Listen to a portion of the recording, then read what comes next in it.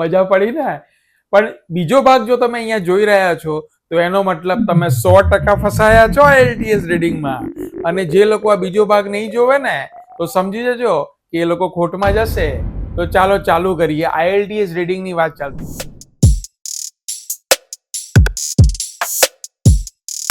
રીડિંગની વાત ચાલતી હતી. તો એ સૌથી મોટી ભૂલ કઈ છે કે જે 99% ગુજરાતી વિદ્યાર્થીઓ કરે છે?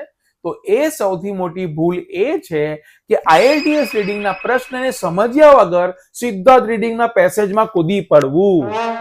હા, તમે સાચું સાંભળ્યું.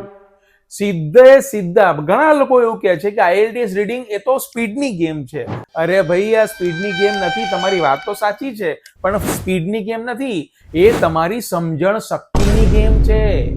તમે જો પ્રશ્નને સમજ્યા વગર સીધા રીડિંગના પેસેજમાં પહોંચી જશો ને તો તમે 3 ખતરનાક ભૂલો કરી રહ્યા છો. ખબર છે કઈ કઈ? ચાલો જોઈએ. ભૂલ number 1. Tomorrow for sure. Much later, that the old narrator got tired of waiting and they had to hire a new one.